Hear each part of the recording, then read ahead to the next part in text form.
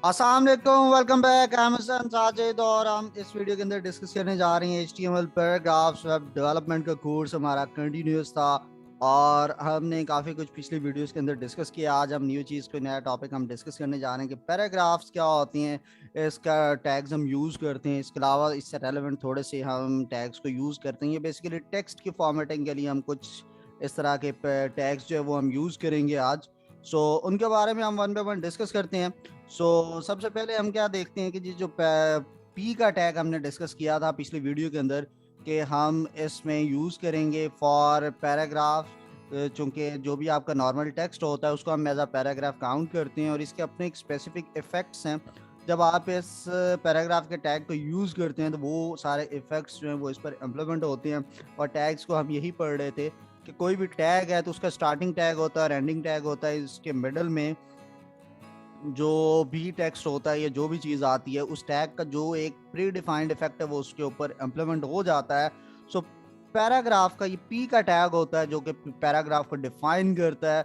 और जो पैराग्राफ है ये हमेशा न्यू लाइन पे स्टार्ट होता है और ब्राउज़र जो है वो ऑटोमेटिकली इसमें वाइट स्पेस ऐड कर देते हैं, यानी इसके पहले और इसके बाद वाले का जितना भी होता है वो जो भी बाद वाला या इससे पहले वाला कंटेंट होता है इस पैराग्राफ के, उन दोनों में ऊपर से भी वो ऑटोमेटिकली वाइट स्पेस एक मार्जिन ऐड हो जाता है और उसके नीचे भी जो चीज़ होती है यानी उसके बाद जो क्लोजिंग टैग के बाद चीज़ आती है तो वो न्यू लाइन पे चला जाता है। ये दो चीज़ें हम ब्लॉक एलिमेंट एक होता है और एक इनलाइन एलिमेंट्स होती हैं।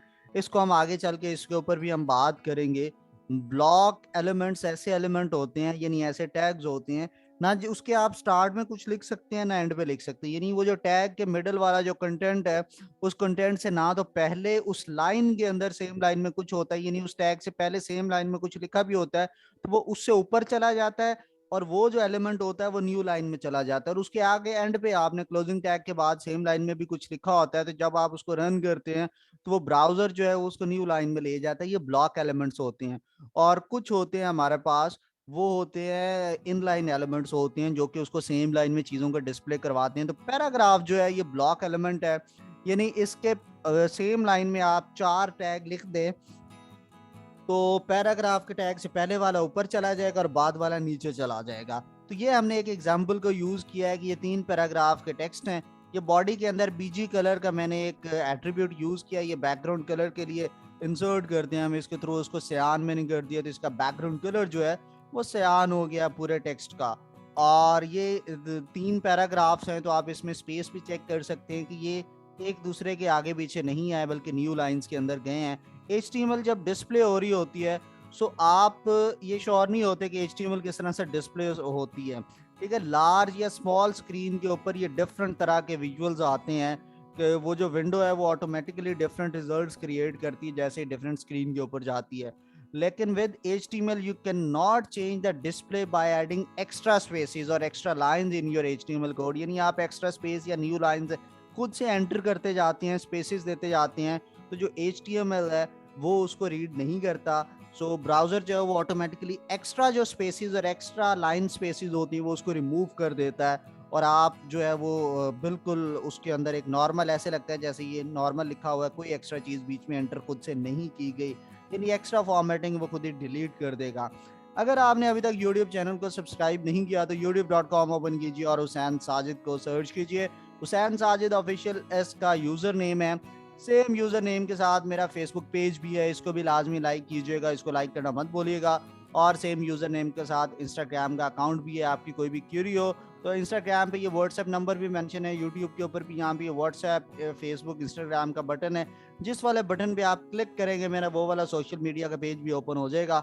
आपकी कोई भी क्यूरी हो तो आप वहाँ से मेरे साथ कम्युनिकेशन भी कर सकते हैं। We are going towards our topic. हम डिस्कस कर रहे थे कि HTML के अंदर जो डिस्प्ले होता है तो वो एक्स्ट्रा वाइट स्पेस जो आप खुद से ऐड करते हैं वो HTML ब्राउजर उसको खुद ब खुद रिमूव कर देता है। ये मेरे पास एक एग्जांपल है, मैंने बैकग्राउंड कलर इसमें येलो कर दिया है टेक्स्ट का। ये मेरा एक पैराग्राफ है कि this paragraph contains a lot of lines in the source code but browsers ignore it. This paragraph contain a lot of white spaces but browsers ignores it. The number of lines and paragraph depends on the size of the project. तो ये different मेरे पास paragraphs हैं, 3 मैंने paragraph के tag यहाँ पे use किए हैं। सो जो पहले वाला पैराग्राफ है इसमें देखें तो ये मैंने कितने यहाँ से एंटर कर दिया जगह जगह से।